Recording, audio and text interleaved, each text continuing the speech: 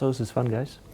Yeah. Larry, think back to before One Way Ministries actually got started. What was happening with you and Les that where you guys thought, hey, we wanted to start something? What was the thinking? What was the purpose behind what eventually became One Way Ministries? Yeah, it's been quite a while. It was 20. How many years has it been, Mark? 20 years. 20 something years. 20 years ago. Yeah, but I had the privilege then of going out to many churches and had the opportunity of speaking to the men in the church. And I think that was a kind of a formative state. There's something that was happening there in terms of transacting on my heart for men and for, and then that kind of led to meeting pastors in the local church through the men's ministries or through the invite, and began to understand, took an interest in their world and started finding out. And of course, at that time, around that time, I'd had the privilege of living with my pastor and his wife, so I had a glimpse of that life at that time. But that was kind of the origins, and that just evolved, and God was putting something, birthing or creating something on my heart. And I remember you coming into the picture there because you were working part-time, and remember that, you know, starting with us and just getting going, and you were doing some accounting work, and so we had both this creation of something that was being birthed in the heart, something that God was revealing and incubating, starting, beginning, and it was a desire to really, I think it was God's love for these people. That was my recollection. What was going on with you, Mark, at that same time? Were you totally oblivious to what was happening in Larry's life at that time? Well, for Tracy and I, we had just been living in Minneapolis for 2 years. We had come to faith, and we sort of did a timeout on our careers, went off and did 2 years of Bible college, a place called Bethany College of Missions. And coming back, we kind of had gone through a bit of a relational separation with Larry through some things I won't get into. But when we came back, decided I had to go and talk to Larry at least and just figure out where our relationship was. Right. Larry and I met when Larry was part of an ownership team that opened the Lone Star Cafe back in 1985. Yeah, 86 is when we opened it. Yeah, Larry's always loved food, you know. And I was a busboy. Larry loves to remind people, and me sometimes, that, hey, you were just a busboy, just a kid running around cleaning tables and delivering nacho chips. And it was in those days, and still is, but in those days, the Lone Star was an incredibly busy restaurant, and somehow we connected. And then when I finished university, you invited me to come back, and I worked for the Lone Star full-time for a number of years until you left. Amazing. And Larry and I go back just slightly before that, when I met him in the locker room of the Ottawa Rough Riders. Not a very happy place to be, by the way. It's a crazy place. Locker rooms, another story. But we met, played football together for a couple of years, appeared in the Grey Cup in '81. And then kind of like your separation from Larry, Larry went his way and I went my way. Never forgetting, you can't forget Larry, but always wondering, where was God leading this guy, not knowing that all this was percolating and his life was changing, and he and Les were visioning something very special that they were going to get involved in. Mm-hmm. And that just reminds me that, you were the first person one of the first people I called when I really committed my life to Christ. And I wanted you to know about it because you had such an impact of your faith, and it stood out to me when I was playing ball in the middle of that locker room. It can be a very difficult place to live out the faith, but you stood out, and I really wanted to. So that was a real impactful thing. And then, of course, Mark reminded me as well of how God was beginning to put something, even before I'd even committed my life to Christ, in the '86 time frame of the Lone Star beginning. And Mark was a busboy, and I took an interest in his life and stayed in touch with him. And even he left and went to Toronto, and there was a connection. Make a long story short, he ended up coming back and working at the Lone Star, and after a few years, ended up becoming the controller of the Lone Star. But in that time frame was when there was a lot going on in our life, both of us, and I came to Christ, and then Mark and Tracy soon after came to Christ as well. You know what that speaks to me, Mark, is that you were a busboy, but you had come to faith, and it tells me that no one is indispensable in God's work. So sometimes we, honor and put on pillars, key leaders and so forth, but everyone in every calling and every workplace has significance if they're available for God's purpose. So as a busboy, in a subtle way, you were ministering to this guy who was part owner. It's beautiful. Yeah. One of the other things that I recall was, there's this area of financial stewardship, and that's something where Mark came in, and we wanted to be accountable, and we wanted to make sure that we did a good job, and that evolved to having a few more people that we sought counsel with. I remember the legal counsel with Jamie Wiley, and then of course Kari, another football player, came into the picture, and you think of that passage where it says, "Is each one does their part," and the whole team, as that thing began, the early beginnings of things, and things evolved after a few years, but it was everybody played a unique part. We used to joke a lot, but with Mark and I, Mark eventually being the person that get things done, and I'm the thinker, or not that Mark couldn't think, but he reminds me of that. But Kari was the guy that kind of did the translation. He was, brother, this is the way, this is what Larry's really trying to say. And I remember that. You remember that, Mark? I eventually learned how to translate, actually. So Kari was the guy that took the biblical instruction to, this is the way, walk in it. Exactly. Now, I don't know if you want to talk about this, Larry, but it is helpful, and it is important, and it does show God's sovereignty in this. Can we talk about the importance that football had in your success, in your business success, and in that allowed you to make that investment with your cousin, when he was in the early stages of, a technology business? Yeah. Well, when I look back over my football career, I had a lot of adversity. And first was being a senior in high school, being a quarterback, and having a lot of scholarship offers, but then having a knee injury.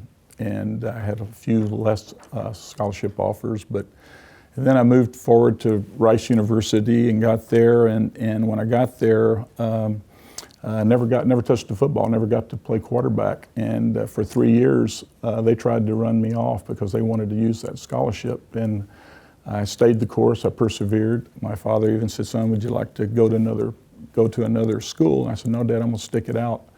And I stuck it out and ended up getting drafted by the Minnesota Vikings, and that led to me coming up to Canada and playing football here, and still went through some adversity. I wouldn't have ended up in Ottawa unless I'd had an ankle injury, because that was a year when Gerry and I won the Grey Cup in 1976. I was playing for the Hamilton Tiger Cats and made All-Star that year, had a great season. First game I ever played in the CFL was here in Ottawa. And little did I know the time that I got off the bus and started looking around, I kept wondering why people were so miserable. That's what God was revealing to me. I said, I saw nothing but gloom. I mean, not gloom, but just this kind of oppression on people. And God was beginning to reveal things to me at that time as well.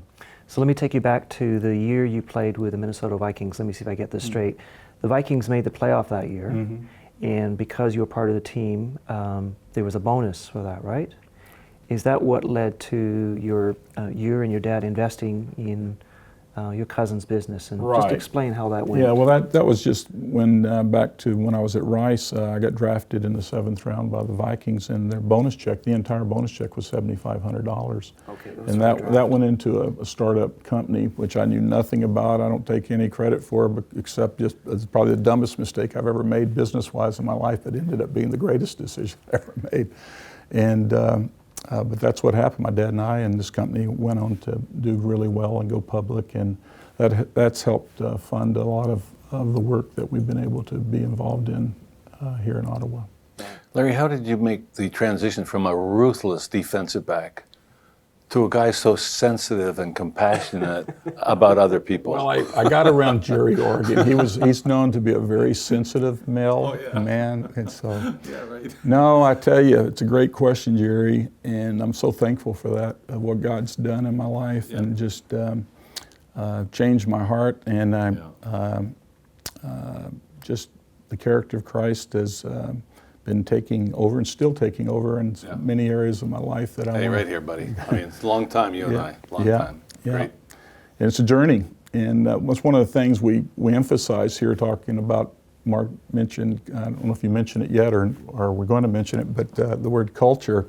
You know, that part of serving and loving one another, and that part of figuring it, we kept emphasizing, we're going to figure out this love word, what that means. And I think we're still on that journey, and I thank God that we're still on that journey of continually growing and learning what His love means to us and how that affects relationships. And I remember another little thing that we had here culturally that makes a real emphasis and a point is that we said we're going to, you know, there's no surprises here. We don't mind surprises from the Lord, but we didn't want any surprises of relationships. So that means let your yea be yea and your no be no, and speak the truth in love, and say what you mean and mean what you say, and don't make any assumptions, and you know, that whole part of, because we wanted to Authenticity, integrity, the whole. Yeah, and I think the Billy Graham organization, which ties into this story too, was a significant piece, because I think it was around 1998 is when we got involved with them, and we got to spend time with them, and we were in the formative stages of building an organization, and we got to be with a great organization to see how they treated the community. And you think that's God timing? Oh, it was unreal. Totally. It was unreal.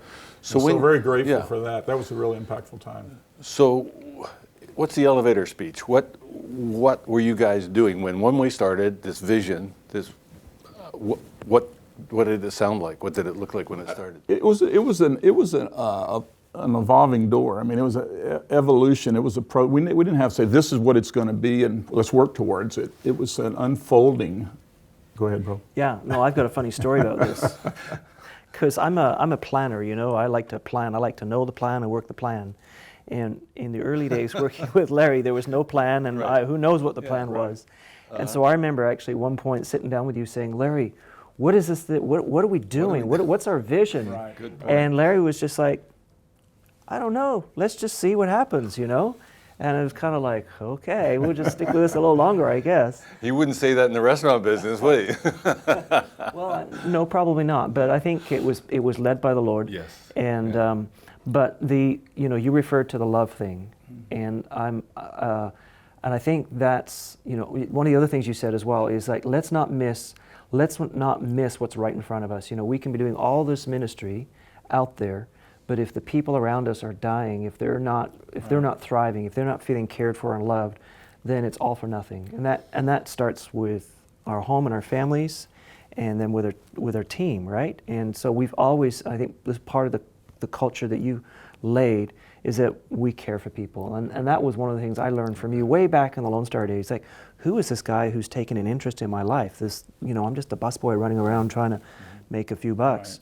Right. I remember, here's a funny story. I remember working in the Lone Star as a busboy, and as a busboy, you get a little bit of tips thrown at you from the waiters and waitresses, right? They'd put a $1 or $2 in after their shift, after they've made 100 or 150, and you might get $10 in an envelope for a shift. And I came in, and my envelope was missing for a shift I'd worked.